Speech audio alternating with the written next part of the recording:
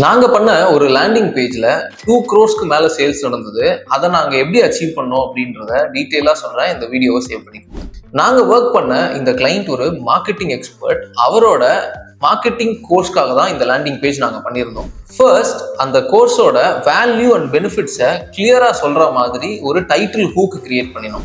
2x your revenue in 90 days, இதுதான் அதோட hook. செகண்டா, வெறும் வேல்யூ மட்டும் சொன்னா பத்தாது, அந்த வேல்யூவை எப்படி தரப்போறோம் அப்படின்றதையும் சொல்லணும். இன் ஆர் கேஸ் ஜிசிஜி மெத்தட் அப்படிங்கிறது தான் எங்க கிளைண்டோட மூணாவதா, இந்த கோர்ஸோட கோர் ஹைலைட்ஸ் என்ன, இந்த கோர்ஸ் யாருக்கானது அப்படிங்கிறதெல்லாம் கிளியரா ஒரு ஷார்ட் வீடியோவா கிரியேட் பண்ணி அதை ஹீரோ செக்ஷன்லயே நாங்க மென்ஷன் பண்ணியிருந்தோம்.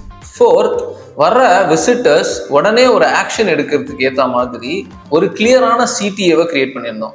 எங்க கிளைண்ட் ஏற்கனவே நிறைய மெயின் ஸ்ட்ரீம் மீடியால ஃபீச்சர் ஆயிருந்ததுனால அவர் எந்தெந்த மீடியா ஹவுசஸ்லாம் ஃபீச்சர் ஆனாரோ அதெல்லாம் நாங்க அந்த மீடியா ஹவுசஸோட லோகோவை மென்ஷன் பண்ணியிருந்தோம். இது ஒரு நல்ல சோஷியல் ப்ரூஃபா இருந்தது.